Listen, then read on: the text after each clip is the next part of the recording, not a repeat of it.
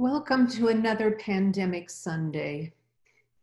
One day in a series of days that's full of uncertainty, of numbers flashing and scrolling before us, numbers presented on dashboards, treated like they're scoreboards. The numbers are the numbers of the sick and the dead. Each incremental number a cherished loved one, a former companion on this earth, a co-creator of our common experience and an essential thread in our network of mutuality, a unique and treasured stitch in our single garment of destiny.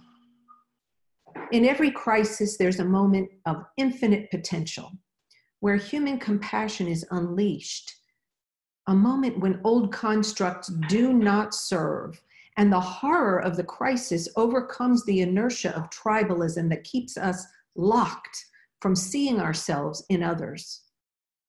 And in that moment, people reach across age, across race, class, and gender to give help, to seek help, and to work together in a spontaneous expression of human compassion, born of our acute awareness of our shared humanity. Are we in such a moment? Are we in a moment like the moment after World War II that gave birth to the UN and to strong definitions of human rights? Can we recognize it if we are in it? This pandemic is not unprecedented. The Spanish flu epidemic of 1918 stands as witness to that fact. It is the politically charged rejection of scientific advice on the control of a lethal contagion at the highest levels of our government due to economic concerns that's unprecedented. But it's a logical extension, when you think of it, of the rejection of climate change science in order to protect the fossil fuel economy at the expense of people, at the expense of plants, animals, and ecosystems that sustain us, and of Earth's cycles that form the weather that is the context of our lives. Climate scientists have long spoken of the pandemics that would plague us during this time. They had envisioned that pathogens that had been locked in glacial ice or that were released by deforestation from deep jungles and forests that harbor enormous diversity of life would be unleashed. And these warnings were unheeded. Preparations were not made. I grieve this gross mismanagement of the bounty of our earth.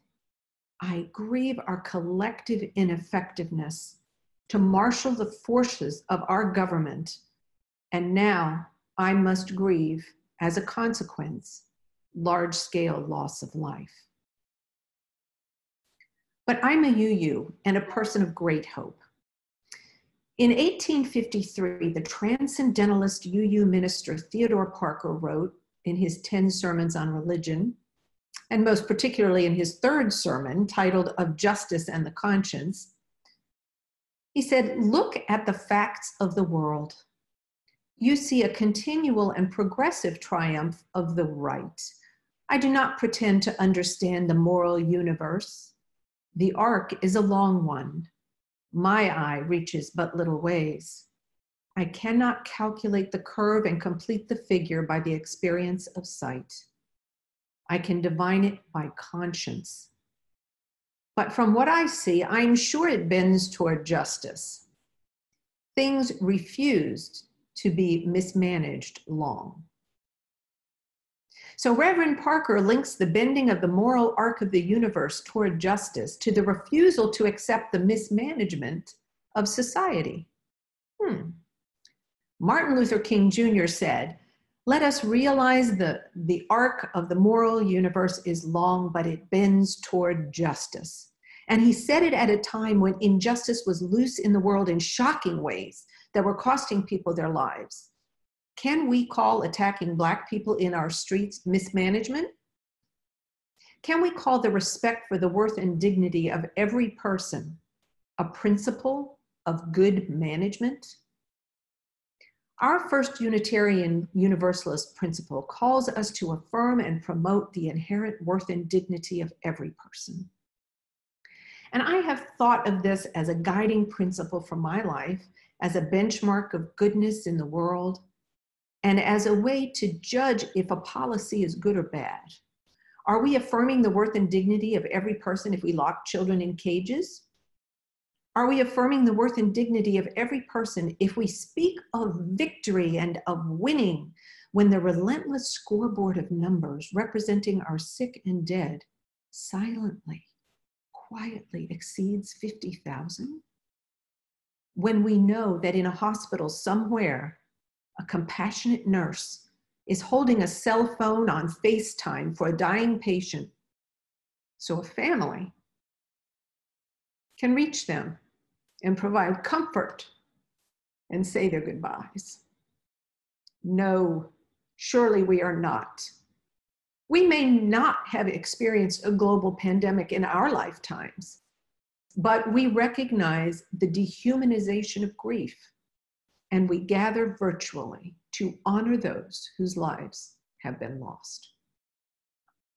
But unfortunately, mismanagement is not new. The racial injustices that are woven into the fabric of our society that have created racial and ethnic health disparities are a form of mismanagement. Mismanagement because the worth and dignity of each and every person has become important. It has become overlooked, although it is important. So UUs have long argued for racial justice and have stood in witness to affirm the need for health care for all. And they have done so rooted in our first principle. Injustices are costing the lives disproportionately now of more Black and brown people from coronavirus. And these are the same health disparities that have been at the heart of our witness and our action on environmental justice and universal health care for decades. We know mismanagement when we see it, and we pray and we wait for the moral arc of the universe to bend, and it surely must bend, for this is not justice. So what did we learn from the CDC? The CDC tells us that 70% of coronavirus deaths in Milwaukee have been African Americans, even though African Americans are less than a third of the county's population. Similarly, in Chicago, African Americans are 30% of the population, but 69% of coronavirus deaths. And in Louisiana, African Americans are 32% of the population, but 70% of coronavirus deaths. And what are the factors the CDC guidance is telling us that are causing this? Institutional racism, racial residential segregation, neighborhoods that are further from grocery stores and medical facilities, multi-generational households that may be typical of ethnic groups, overrepresentation of racial and ethnic minority groups in jails, work without paid sick leave, not having health insurance, and inadequate access to health care, therefore causing serious unaddressed underlying medical conditions. These are the words of our statements of conscience over the years. These are the words of our actions of immediate witness. If you are a UU, it is very likely that you have been witnessing for decades using the April guidelines from the CDC. Is this a moment when concerted action can bend the moral arc even a fraction toward justice? The Board of Trustees of the Unitarian Universalist Association, in their 2016 report to the General Assembly, called upon the UUA to, quote, find the will and the way to do a better job in the fight for racial justice, and resolve subsequently that we hold ourselves accountable to less witness and more action. So I'm the director of the Climate Resilience Ministry of UU Justice Florida. And it's no coincidence that we've been working to support leaders in communities of color during this pandemic. It's what we have been doing. It's what we should be doing. And it's what our UU principles tell us to do. And now what we're doing is released by the CDC as guidance for what needs to be done. So by way of telling you what we have been doing at UU Justice Florida's Climate Resilience Ministry, I will read to you some of what the CDC says that community organizations can and should do to prevent the disproportionate deaths of people of color at this time. To disseminate recommendations and information about COVID-19. To connect people with services such as grocery delivery or temporary housing that help them practice social distancing. To prevent the spread of COVID-19 by promoting precautions to protect individuals, including face masks, and to help combat the spread of rumors and misinformation by providing credible information from official sources. So by sharing those CDC recommendations, I'm informing you about what UUJF has been doing in partnership with the Resilient American Communities Initiative since January, and to invite you to join us if you wish. It requires vigilance and technical skills that can be done virtually to track data, but data tracking is needed in order to substantiate need. Without data, without mapping that data, without understanding and being able to make a case for what is happening, we don't have an argument for need, and funding cannot be secured to address the issue. The data that's publicly available must be structured into local justice narratives that support resourcing into communities of color. So I personally feel the moral arc of the universe shifting just a bit. And I believe that actions we undertake now have a chance to bend the moral arc of the universe just a tad toward justice in this moment. And it is this moral arc that we must build and bend if we hope to survive the climate chaos that we're now experiencing. A new study that detected a gene highly specific to COVID-19 on particulate matter in the air in Italy's Bergamo province has profound consequences for us understanding as a human community the morality of polluting our air. Can it bend the moral arc of the universe that excuses slow killing environmental hazards like air pollution and places the responsibility for those deaths on those who are polluting? Because now a contagion with a rapid killing ability is now linked to air pollution. Well, when you look at the biblical story of Noah's Ark, we see Noah was a righteous man and blameless in his time. He lived in a time when men were corrupt and the earth was filled with violence. And he heard the call to build an ark that would carry the righteous and the creatures needed to sustain them past the flood the Lord would wreak upon the earth. So I would argue that before we try to construct a Noah's Ark of any sort, whether it's, an expedition to Mars, or if it's colonizing low Earth orbit, or if it is actually constructing the seed Noah's Ark that is just north of the Arctic Circle, where 993,000 kinds of seeds are there preserving our agricultural biodiversity. Before we construct a Noah's Ark of any sort to survive the climate chaos that we've created, we must first bend the moral arc. We have to build the ARC before we build the ARK, so that it has the respect for the worth and dignity of every person at its core. And bending the moral arc is a necessary precondition, not only for creating justice, but also for creating the solutions that we need to survive these times. I've been working with people in active disasters and people recovering from disasters. And I have hope, because who do I meet in those spaces. UUs and people of faith, they are in those dark spaces. And the UUs come not alone. They come with a diverse group. A diverse group typically they've been aligned with for years and have been working with on social justice issues and have been aligned with them in very meaningful ways.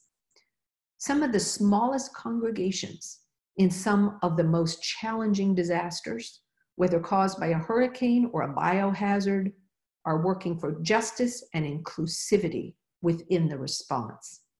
Michael Daly on the east end of Long Island, in the midst of this, what is he doing? He's a president of a small congregation there. They've created a free pantry that people can come any hour of day or night and help themselves to the food. He's getting information to the indigenous people in his area. Wonderful things from wonderful people that give me hope.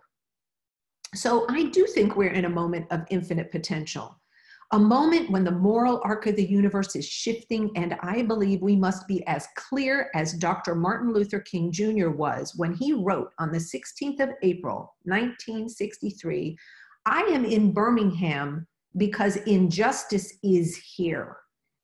Okay? So in fact, UU Justice Florida is engaged in disaster environments because injustice is there. And we do well to apply Dr. King's reasoning to the virtual world we now inhabit, more and more as we socially isolate and distance. Think of this pandemic and think of the internet now when you hear Dr. King's words in the context of this moment. I am cognizant of the interrelatedness of all communities and states. I cannot sit idly by in Atlanta and not be concerned about what happens in Birmingham. Injustice anywhere is a threat to justice everywhere. We are caught in an inescapable network of mutuality, tied in a single garment of destiny. And what are we doing to protect just one stitch in that garment? Where there is injustice, we are there, and we must continue to be there. Where there is suffering, we are there, and we must continue to be there. Where there is a need to light a beacon, we must be there. Some of the smallest congregations have the largest hearts and the most competent hands, and they commit to action with diverse allies guided by their wisdom and experience. And for that, I am profoundly grateful. May the spirit of life that makes us all one flow in and through each of us, calling us to be our best self at this time.